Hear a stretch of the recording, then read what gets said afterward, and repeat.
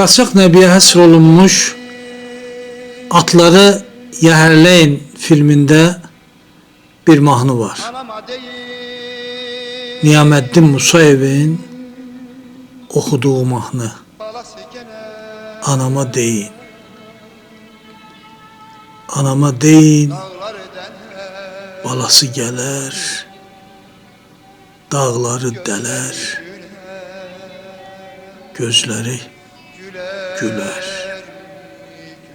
Bu dağın daşı duzlu, anamın aşı duzlu, öldürər içənləri, gözümün yaşı duzlu. Gün batar, aya döner, su axar, çaya döner. Kişnəsə namərd atı, mərd toyu vaya döner. Çox böyük yanğı ilə oxuyurdu bu mahnını Tugay. Anama deyin,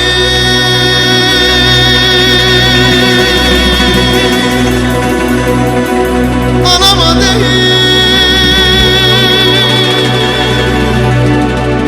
balası gelir,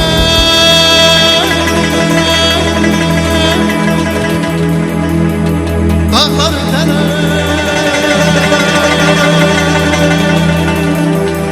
gözleri güler.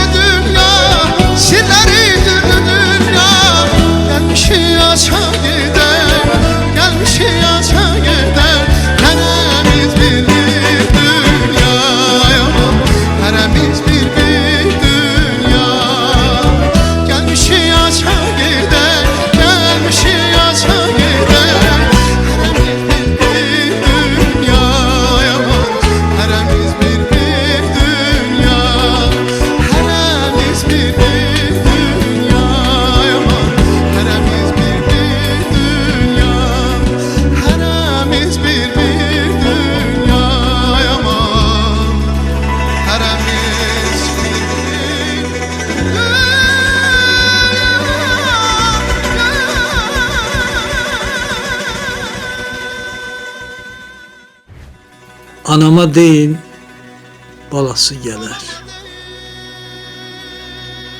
Bu dəfə sözün üstündə durmadı Tugay. Gəlmədi.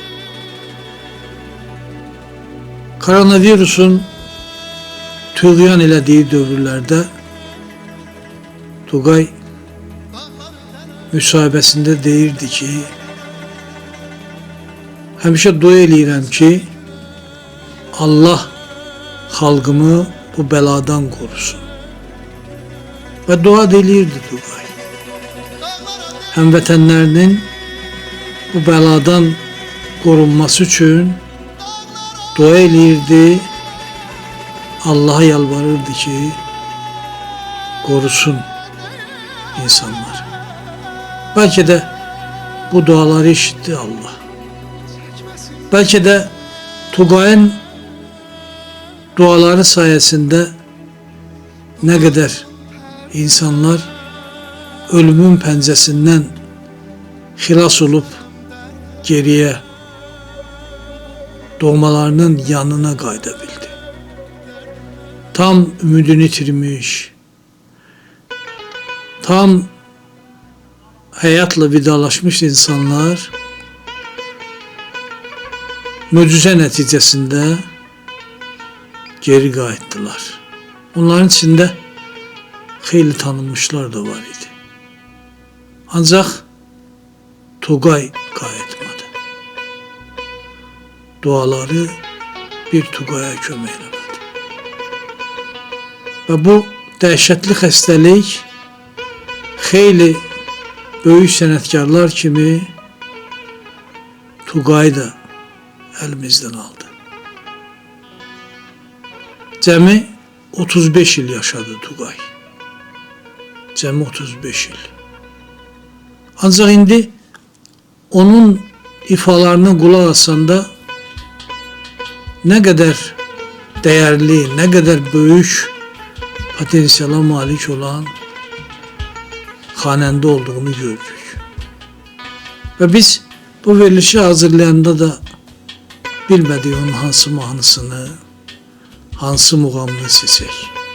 O qədər gözəl ifaları var ki, o qədər bənzərsiz ifaları var ki, çox çətinlik çəkdik. Ancaq nə yaşadı ki Tugay? Ömür biraz da vəfa eləsəydi, Tugay nələri yaratmazdı. Tugay nələr oxumazdı. Bir məktəb olardı. Bir məktəbə çevrilərdi Tugay.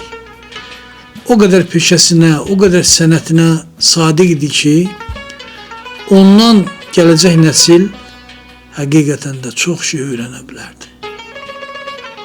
Ancaq ömür vəfa eləmədi və Tugay son illər Azərbaycanın yetişdirdiyi çox böyük istedad, çox böyük xanəndə 35 yaşında bizləri tərk elədi. İndi bir vaxt gülə-gülə dinlədiyimiz ifaları gözyaşı içində izləyirik. Özümüzü hönkürərək ağlamaqdan zorla saxlayırıq. Bir gün güzel mezarın üstüne düşersen, derdinden ölen aşıkını bir düşünersen,